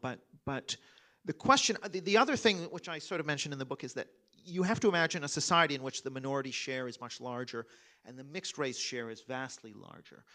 And the question is, how will that mixed race share identify? Which strands of their heritage will they choose to identify with?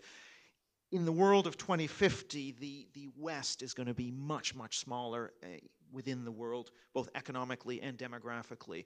I think in that world, I just think that the sort of pull of the sort of European heritage in different European countries, that sort of connection to the past will tend to draw most members of the mixed group in that direction.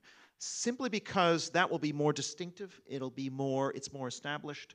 There will always be some who don't, and there will be people who are mixed who will stay with the exotic heritage, but I think, and we can see this actually over long stretches of time in history. So you can look at a place like Turkey, where there's all kinds of different DNA in the Turkish population from the Ottoman Empire days, from Byzantium, and yet it's the identity to the Turkic past, which is really a minority of the Turkic, heritage, which is where people are choosing to identify. So it's that people are always selecting on their bits of their ancestry to identify with. And I'm suggesting that in this mixed race majority, which will be emerging in the next century, that they will tend to gravitate more towards the sort of established European heritage rather than towards these various different groups that have married in. But I could be wrong, but I think the historical pattern would suggest there's always a lot of mixing, but there tends to be gravitation towards particular lineages and myths of ancestry.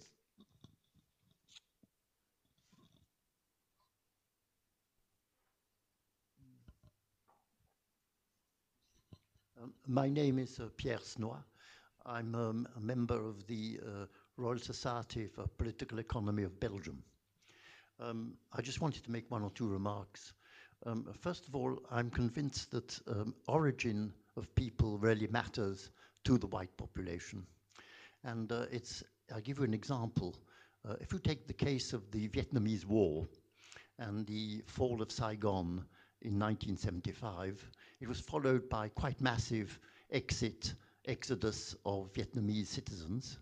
And a lot of people forget that the French absorbed about 1 million Vietnamese over a period of 2 or 3 years. It didn't show any opposition of significance from the French population at all. And as a matter of fact, if you look at the Vietnamese and the Southeast Asian population in Europe, nobody ever talks about them because they appear to, even if they live among themselves, they appear to have assimilated into white society or if you like, just tolerated very, very easily. So it shows that the origin of people does matter for the white population. The second remark I wanted to make is the following, is a lot of people have noticed that Pope Francis has a doctrine of the Catholic Church concerning immigration. And he has spoken out quite loudly about the teachings of the Church. However, if you look back at the history of the Church, you will see that going back centuries, St. Augustine had a policy of immigration. And he said that everybody should accept immigrants as a human reaction to the arrival of immigrants, but at the same time, these new immigrants should not disturb society, and they should be assimilated into society, but they should not change the society. And so that is teaching which goes back many, many years, which shows that immigration and the attitude of the established population, really it's a very old story and goes back years and years. And the third remark I wanted to make, and that is more connected to the Belgian situation, if you find people who vote populist votes in the right wing in Belgium, and you will look that opinion polls show that immigration plays a very large part in their attitude and the way they vote. And one of the reasons is purely economic, is that you have a system here in this country where people benefit from rather low pensions, although they've contributed their whole lifetime to pension funds run by the state, etc. But then they see immigrants arriving and receive handouts from the state, as they see it, far larger than anything that they could expect to have during their lifetime. And this creates a problem of unfairness in their eyes. And I think that and then the last minister for immigration in Belgium is a very controversial figure. But when he spoke in public, he very often quoted figures which were quite interesting. And he used to quote figures. He would say, my own father, I once went to one of his speeches, he said, my own father worked all his life as a workman. He has €930 pension per month. And yet I have to sign papers in the ministry granting much higher compensation to immigrants. He said, obviously, he says, people like the class that my father comes from don't accept that at all. The other thing is you have a policy here which is not sufficiently developed for teaching, I would say, for the integration of the new arrivals. The last time I listened to Mr. Franken, in fact, I went twice to listen to his speeches, he said among the big influx of immigrants into Belgium, many Syrians, people like that who came because of the war, they came into Belgium. He said, we're now, this was at the end of last year before he retired, before he resigned, he said, you know that of this mass of immigrants that came into Belgium in 2015, 2016, only 3% now have a paid job, and all the rest are supported by the state. So when these sort of figures come out, don't be surprised if you get people who will vote in the way that populists vote. So I just wanted to make these remarks to show how difficult the problem is, but at the same time, it is a question of attachment, as you say. If you can find a way to people to attach themselves to the new arrivals, that's the way to go. Thank you. Right. Okay. So quite a few issues there. I mean, I think the Vietnamese issue. I wasn't aware it was quite so many in France. I'm not sure it quite was that high. But I agree with you that certain groups seem to have had an easier time of it. I mean, I think there was a reasonable amount of resistance to the Vietnamese arrivals certainly in Canada and Australia. There was quite a bit of talk. So even though, you know, it is to some extent perhaps smoother for them than, say, the Syrians, I think I'm not sure it's quite so black and white. I mean, for example, if you look at the case of New Zealand, where they voted in a Labour New Zealand First government, it was a coalition with the Populist Right Party. It was predominantly East Asian immigration that was the issue, or even in Vancouver, where I grew up, it was predominantly East Asian immigration that people grumbled about. I mean, so I'm not sure. I mean, part of the question, no questions, the degree to which a group is different culturally and how quickly they assimilate is a factor. But I mean, in the case of the Latinos in the U.S., again, they are in some ways similar, Christians and so on. But it's the speed, it's the fact that it's illegal in not all cases, but in some cases. So it's a combination of these things. So, So I do think that yes, the economics matters, the cultural distance matters, but I don't think it's quite a question of saying that Syrians are in this category and Vietnamese in this. I think it's a continuum, it's a shading of how different, etc. I do think the economics can matter, but I think that it's also refracted through the cultural and psychological. So the example of pressure on public services, you can ask a question of, say, Brexiteers and say, how important an issue for you is pressure on public services? 0, not at all. 100, really important. And you get somewhere in the middle, sort of 47, 48. As soon as you put in immigrants putting pressure, 2 words, immigrants putting pressure on public services, it goes up to 70 out of 100, which of course, if the concern is just about pressure on public services is something you're worried about, then the part of that problem that's to do with immigrants has to be smaller than the whole problem. So it's very hard to, I kind of think that what happens is you form a view on immigration first, and that's a lens through which you then see problems like competition for jobs, pressure on services. I'm not sure the pressure on services, the economic side alone, is enough to get us to the populist right voting. And of course, these groups are doing, I mean, my understanding was in Germany, the Syrians were actually doing reasonably well, but I mean, again, I don't know the complete data. You may know this better on how well different groups are doing, but I'm still not convinced that it's this economic factor is what's driving it.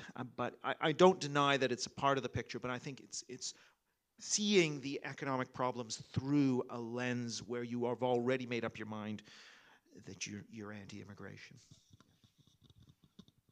Just a small remark on the German case.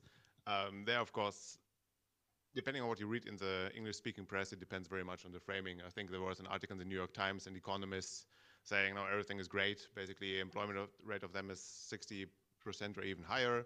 So everything's perfect. Praise Merkel. Right.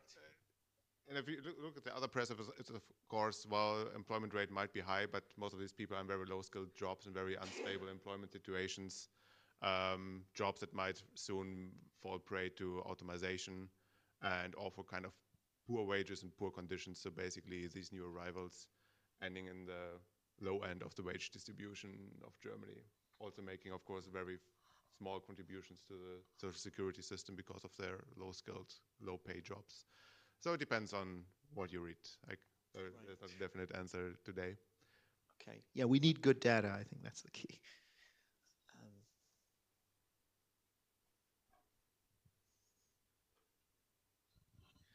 Benjamin Hamburg from CEC European Managers. We haven't discussed the role of business or in the shaping of populism, and also how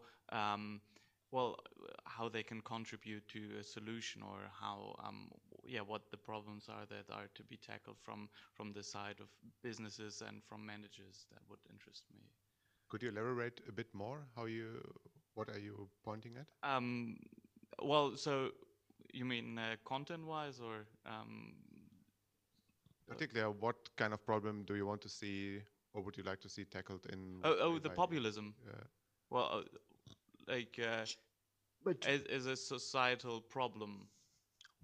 Right. What's the role of large business? Well, well, I mean, the topic that was mostly discussed here was the role of politics and policies of, well, more broad cultural issues, but not how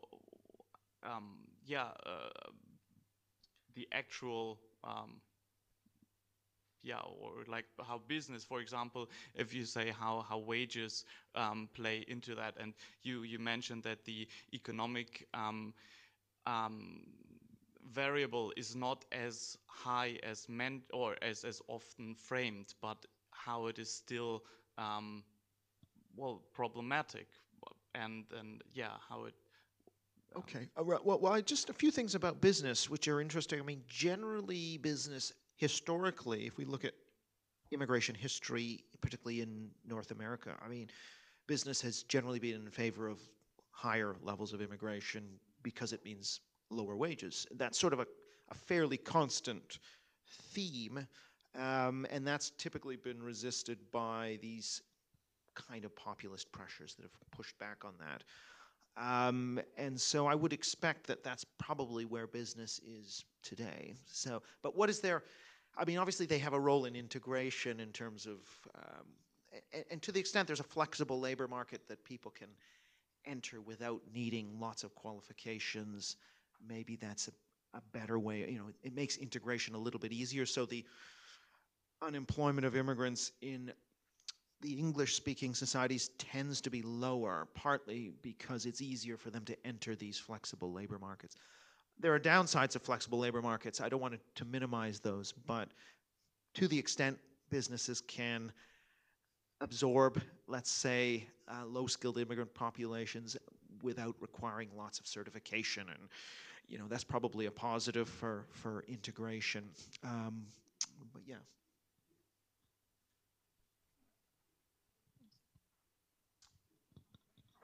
Mary, oh, thank you. It's on. It's on.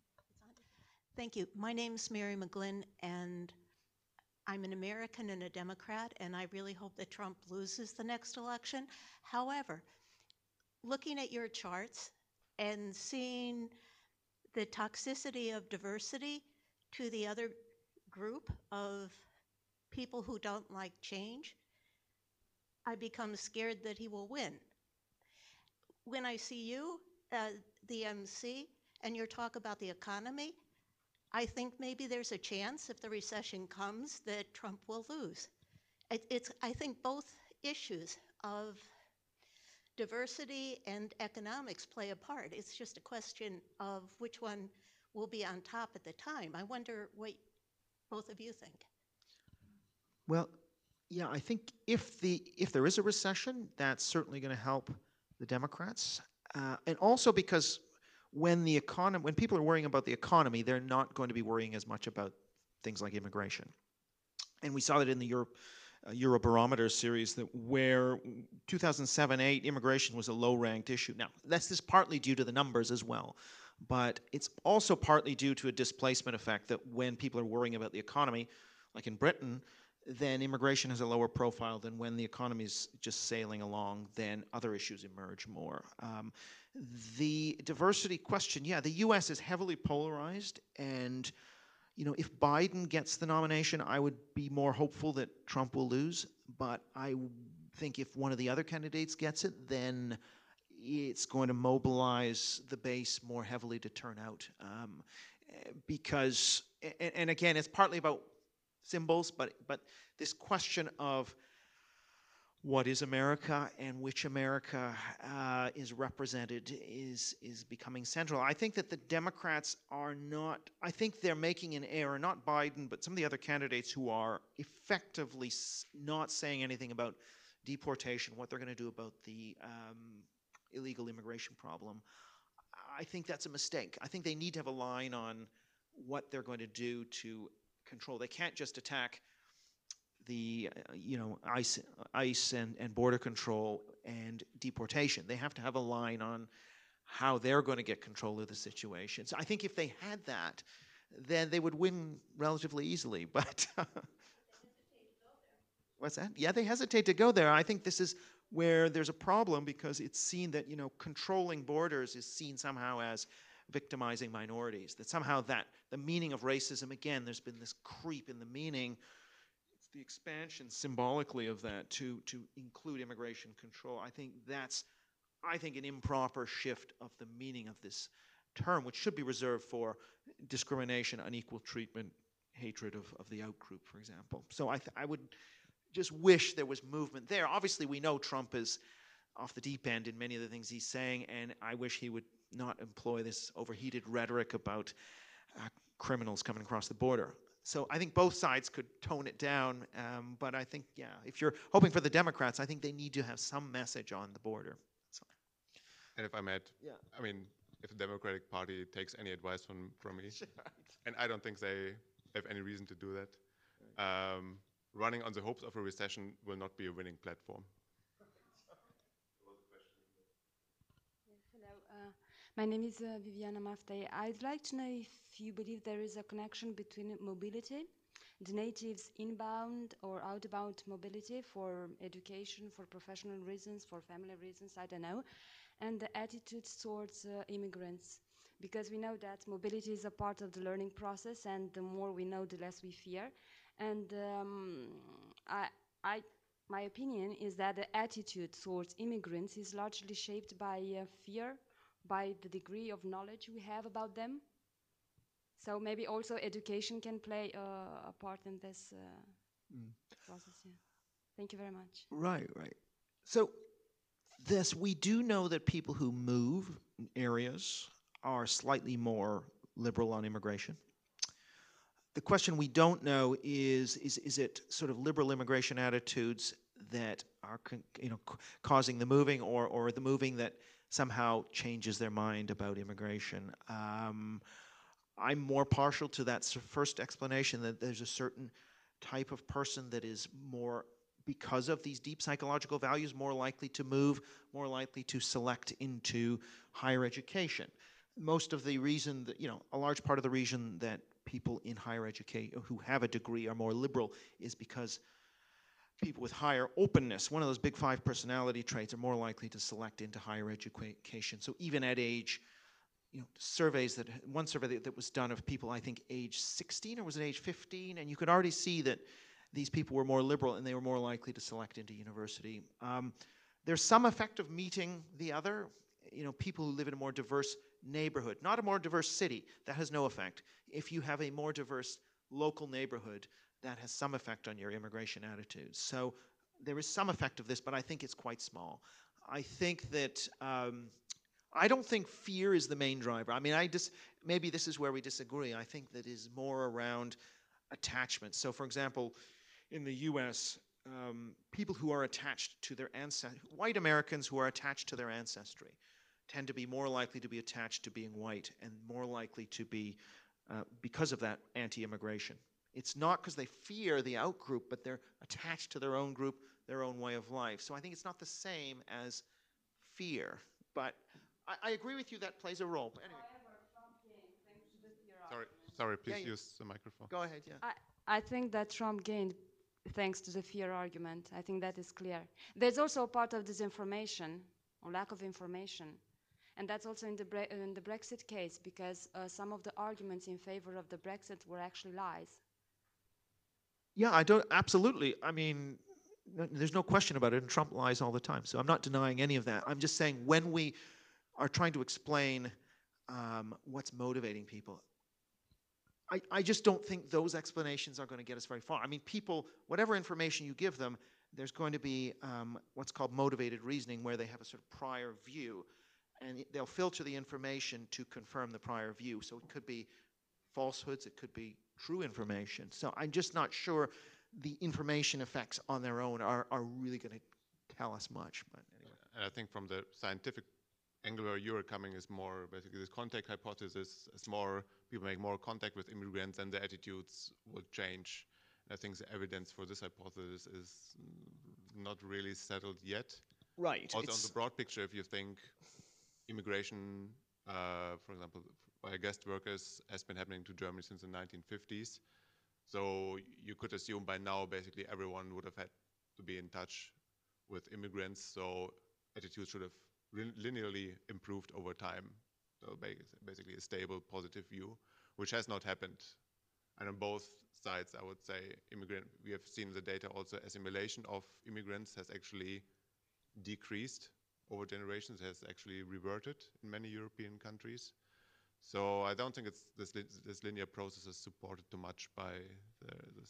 No, I think, evidence. yeah, we've seen, so a lot of the research on the contact hypothesis has been small group, like classroom-based. So you bring people who are, say, Protestant and Catholic in Northern Ireland together, their attitudes towards each other improve. But I think the sense is we don't know what happens when they go away or go back to where their neighborhoods are. What we see, I think, is at the small scale, we do see some effect. I would say some small effects of the contact hypothesis at the local level, but at anything larger than a local neighborhood level, you can often get the reverse effect. So if you are living in a county or a municipality that's diverse, but you live in a relatively non-diverse pocket of that municipality, then you might even be more threatened. So I agree. So threat does play a role. I'm not saying it plays no role, but I don't really think this is now in Western Europe anyway. Maybe in a very homogenous, 100% homogenous country, then yes, the fear of the unknown plays a role. But I think once you're into several percent, as you mentioned, a historic experience with migration, I think it's much more about attachment and belonging and sense of loss and the sense that difference is disorder. I mean, again, amongst that part of the population, not everybody, but again, it's part of the population feels this way. But sorry, we have two people over there who have not asked a question yet, but who want to. So I would ask you to. You still have a question? Okay. Sorry, let me don't be start shy. with the slide. Just please be quick if it's possible. Then we go to you, and then we collect yours. Okay, I just didn't think I was first. Well, I had a question about your solution. It was about framing, and you said you should say nothing will change because people who are conservative will be maybe okay with super diversity if you say nothing will change. But I think that's lying because I think the society should change because it should be less racist to make it work. So, what do you think about that? Well, I'm certainly in favor of less racism in terms of less hatred or fear of outgroups or discrimination of outgroups. And I think a lot of the attitudes are moving in the right direction on views on intermarriage, for example, or views of having a boss who's a minority. I mean, certainly the studies that I've seen in the US and Britain, but I think even in Europe, very much confirm that there has been these attitudes are improving, have improved a lot. But I think what I'm talking about is how you frame immigration. So one thing we don't hear about is, I mean, who knew that intermarriage, say, between Latinos and whites, or between white French people and Algerians and Moroccans was quite high? Nobody knows that. So there is already a lot of voluntary assimilation and mixing going on, which nobody knows about. And I actually think there's a story, a positive story that could be told. That it's not just the case that society is getting more and more diverse, it's also becoming less diverse in some ways. So second generation maybe doesn't speak the language, maybe you're getting more intermarriage.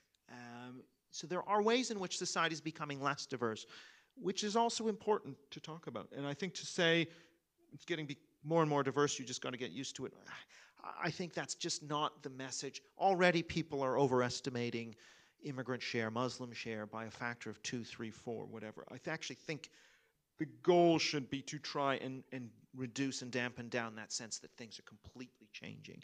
So I think certainly if you're trying to appeal to, I think there is a way to appeal to these voters by telling the truth. It's not a lie. In fact, we're not hearing the full truth when we just hear about diversity, because actually there's many ways in which society is becoming less diverse, and that's not something we're hearing about. So I think it is the truth. I'm certainly not in favor of lying. Okay, just a short question on the data. You and also somewhat related to the framing thing. In the presentation, you mentioned the press coverage and how that sort of course links somewhat to the level of migration or immigration. However, is there any differences in terms of, say, tolerance, in terms of mobilizing voters on whether the press coverage is negative or positive, or yeah? Yeah, I mean, most of the studies find that even in what you might think of as liberal outlets like the New York Times, so coverage on if there's immigration stories, you could say they are more negative. There are some positive stories, but even there, so most of the stories would probably have perhaps a negative aspect to them. Yeah, I'm not sure if I've seen studies that have found many sort of positive, newspapers that have a very positive message on immigration. Does that improve, lead people to be more tolerant? I think that would be an interesting study, actually. But I think it's very hard to, some people will then go to talk about, well, if we could just fix the press, then we'll fix our problem. But I think that is very tricky in a sort of increasingly fragmented media landscape where the internet is playing a big role now, online is playing a big role, blogs, podcasts, etc. I think that's very difficult. I think that the media is going to do what it does, but I think that yeah, I mean, there will be media effects, no doubt about it. There's always that question of, is the media just reflecting society or is it shaping society? And it's a very hard one to answer with research methods, although you mentioned that you can look at laying cable into new neighborhoods. If that's random, then you can maybe say that, I didn't say I believe so. I just said that you can say, aha, we can show that it's from media to voting or to attitudes because the cable was laid in a random way rather than Fox News being laid in conservative areas. If it's laid everywhere, you can then say, okay, so they introduced the cable, the media here, and look at what's happened. A study shows Republican turnout increased. So, but yeah, okay. I would like to grant you the last question of the day, if it's short. Sorry, the microphone is coming. I was just going to say, I don't know whether it's working or not. Hi. I mean, this is what agenda setting theory is, which will tell you that that newspapers don't dictate what people think, but they do dictate what people think about. And you yourself talked about the relevance of salience and how that does have an impact on it. So you could draw around that circle if you started thinking about agenda setting theory. But I wanted to highlight when you talked about segregation and contact is, again, I wasn't saying that your book was written it's written for a white audience in the sense of, for example, understanding that segregation and people living in very non-diverse societies or separating themselves. My question is always, where did the houses come from that all of the immigrants moved into? White flight. How did certain areas become segregated and segregated from others? Zoning. So I think that the point about the importance of having a perspective of what are the policies that have either accidentally, incidentally, or kind of proactively created a situation of difference and resentment, which goes back to the point about jobs as well. It's fascinating that no one is attacking businesses for undercutting wages or hiring people of migrant descent or migrant backgrounds, but blaming immigrants themselves. And I think if you had more rounded picture of both how people see it, that okay, this is the impact on jobs, or this is the impact on housing, or that this is the impact on language, but you also had the corresponding story of withdrawing services for kind of language support for new immigrants, if you had the story of zoning requirements, if you had the story of white flight that leads to spaces where immigrant communities, I mean, the most segregated communities are white. But that's not seen as segregation. So again, it's just a way, it's not to say that this isn't a valid, that it's written for a white audience in the sense that you haven't taken into account that, but it's to say it's a selective look, as you said yourself, that it's not trying to address all of it. But there are researchers out there studying, usually, most often people of color, and therefore probably not significant in the pool of wider research. But it would be important to complement some of the stories around what the kind of structural responses and policy responses have been with the stories of sociologists, historians who are looking at patterns of demography and change from a migrant community point of view.